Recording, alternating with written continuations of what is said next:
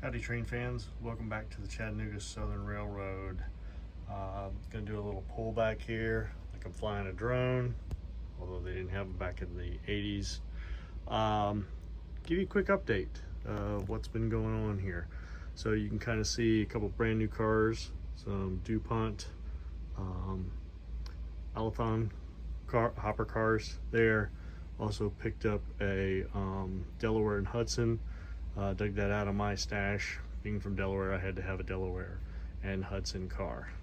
As you can see in the background, I finally got this, the L&N Interchange done. I got the foam down, the track installed, and I am been pulling some trains in and out of here, and it's working really well. I do want to say that this is my first time using pink foam as the base for the track work. I will not ever do that again. This was a pain in the butt for me. I know there's a lot of you out there that use it. More power to you. I'm going back to the Homosoap for any future work. I'll use the pink foam for doing scenery like the mountains here, but as the base for my track work, no thank you. You can keep that. So, but you can see here I've got both a inbound and an outbound track here.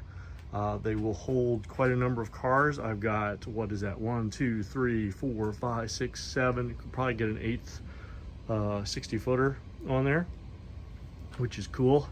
Probably could get at least probably that on the other track as well, but I've got a tank car train with my Rambler, River Street Rambler switcher out, switching some cars. So happy to have that done, and you can see I got my backdrop stanchions in. I am going to backdrop this and scenic it. I'm going to put a tunnel portal down there. I still have to build the interchange piece for here. That's another video. Let's see what else I've got to update you on. Been moving some cars around again with the River Street Rambler. So I've got a bunch of them positioned out here. Let me move my soda, Coca-Cola. This is a new acquisition. It's an Athearn car I got off of eBay. It came with couplers, KDs, but the coupler covers were missing. So I reached out to the guy and he's sending those. Hopefully they'll arrive either today or Monday, and then I can get that rolling into the lineup. Placed a car out there, placed a box car out there. No, that's not a cooling tower. It is the bass speaker. You'll see I've got some of my electronic stuff out because I'm starting my full-on planning of how to wire this sucker up. Now I'm getting a lot of the trackage done. I've been working a lot on this set of mountains now. It may not look like it at first here. Let me get my Southern Railway hat out. Actually, I'm gonna put it on my head. Best place for it, right? I've got my stanchions up for the backdrop support. And, oops, I just knocked a bunch of foam over. Yes, these are intentionally left long. Once I get this final terrain set, I'll sawzall those off at the right height. But the main goal for this portion was to get this access opening framed, but also to get things framed for this drawer that's going to be here. That's going to hold all my my Digitrax unit, space for a laptop, that kind of stuff. Because I'm hoping to run JMRI here, and you can see down here I've got my drawer slides in. Open them up. They're going to go roughly like that. Right, they mount their locking drawer slides, so they come out a full 16 inches, so they're going to extend out like that, right, and lock in place so I can use it, the drawer, and then slide it back in place. So got that. That's all part of the electronic stuff that I'm doing.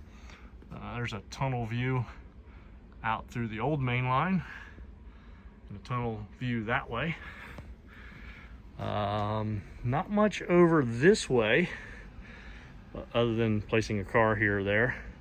One of the reasons I want to get things wired up is the turnout over there for this branch coming down to the industrial area is not power routing correctly, so not getting any power. That's why you've never seen me run a train down this way, but I have tested all the track by connecting up to there, and everything's working beautifully down there. Little teaser about one of my other videos that's coming. I'll explain that in the next video. Next thing on my docket today or tomorrow morning, depending whichever comes first, is I've finally going to bolt this sucker up back here, and then I've got all my track work. I don't know if you can see it back there in the dark over that way, and then hopefully get that interchange yard installed. And I don't know if I mentioned this in that video, but that interchange yard, it pulls double duty. It is both the eastbound interchange yard to the seaboard. It's also westbound interchanged with the CNO as well. And I'll explain that more sometime in the future. I have decided I am going to put a interchange out either one or both of these tracks this way, similar to what I did over what I'm going to do on the other end. So this will be the interchange to the south, i.e. Atlanta. Okay, so there we are.